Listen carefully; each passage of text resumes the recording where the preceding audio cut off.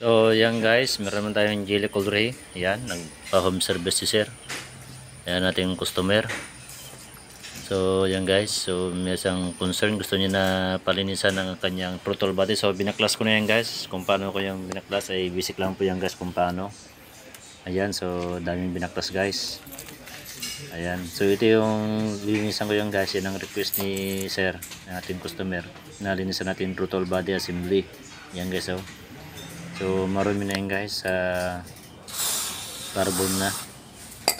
So kailangan natin linisan yan guys para maganda yung kanyang sa ating throttle body sa ating RPM para di magkaroon ng problema guys. So ganyan, basic na yan guys. So brake cleaner yan katapat niyan guys para sa ating mga carbon yan sa ating throttle body. So visit na yan guys. Mas maganda guys kung meron yung throttle body cleaner. Ayan, okay rin yan. Brake cleaner yung gamit guys. So malinis naman guys. So ayan, bumalik sa dati na. So ayan guys, install na natin yan.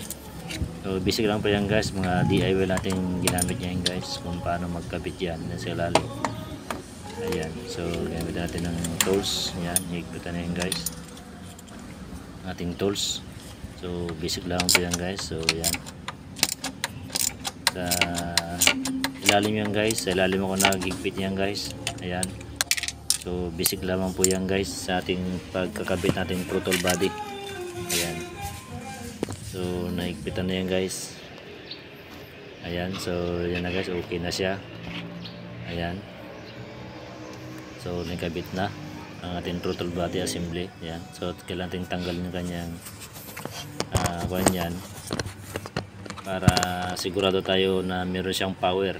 Ayan, kasi naka intercooler yan guys sa ating hose, sa ating throttle body. Ayan, so okay na guys. So okay na, wala nang yan. So binalik ko na. So yan guys, naka-under na yan guys sa ating unit na jelly Colray. Yan guys, so naka-under na yan guys. So okay na guys. So yan, so wala naman naging problema guys. So okay na. So maraming salamat po sa nanonood sa aking YouTube channel. Maraming salamat po. Yan, bye bye.